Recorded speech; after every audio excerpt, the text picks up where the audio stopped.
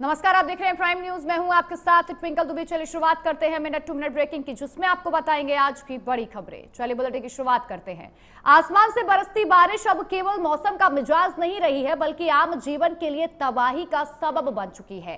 पहाड़ों से लेकर मैदानी इलाकों तक, जम्मू कश्मीर में बादल फटने की घटनाएं हो या फिर पिथौरागढ़ के वैली ब्रिज का ताश के पत्तों की तरह ढह जाना हो, या फिर देश की राजधानी दिल्ली से होकर राज्यों की राजधानियों तक, सड़कों तक जो जल भराव की समस्याएं देखने को मिल रही हो, वो क्यों ना हो, हर कोई इस मॉनसून की आफत से बेहद परेशान नजर आ रहा है।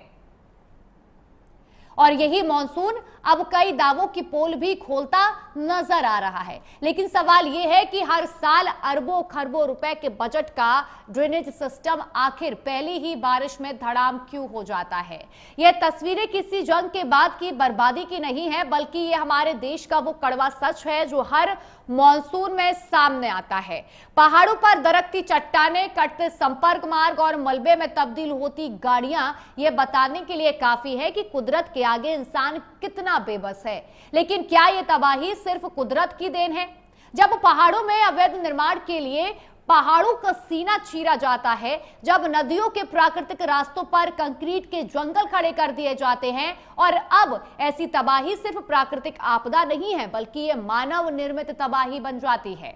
मैदानी इलाकों का हाल भी बेहद बुरा हो रखा है। पहली ही तेज बारिश में चमचमाती स्मार्ट सिटी पूरी तरीके से घुटने टेक देती हैं। सड़कें समंदर बन जाती हैं, नाले उफान पर आ जाते हैं और हादसों का तो सिलसिला थमने का नाम नहीं लेता। हर साल मॉनसून में पहले नालों की सफाई के नाम पर करोड़ों रुपए का टेंडर जारी होता था। दावे किए जाते थे कि इस बार पानी नहीं भरेगा, लेकिन जून जुलाई आते आते वो सारा बजट कागजों में बह जाता है और धरातल पर रह जाता है तो बस आम जनता का कष्ट। तो हमेशा जिस तरीके से मॉनसून प्रशासन के दावों की पोल खोलती नजर आती है, कई बड़े सवाल खड़े नजर करती आती है, और जो लोगों को परेशानी होती है उसको लेकर प्रशासन की तरफ से कभी कोई भी बयान या कोई भी स्पष्टीकरण सामने नहीं आता है। चाहे पहाड़ी राज्य हो, चाहे मैदानी राज्य हो, हर तरफ कुदरत का कहर देखने को मिल रहा है।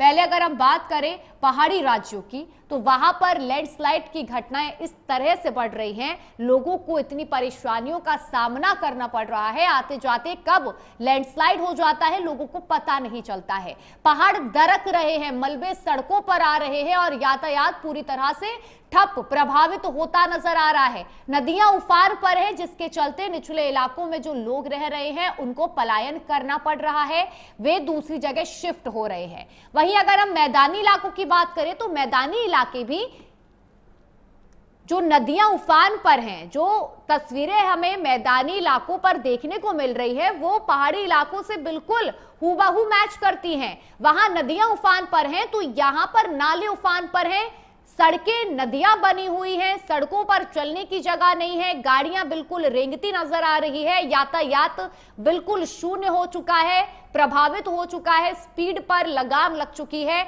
और लोगों को बड़ी परेशानी यहां फेस करनी पड़ रही है। चाहे पहाड़ी राज्य हो, चाहे मैदानी, हर तरफ मॉनसून की आफत की ही बात हो रही है।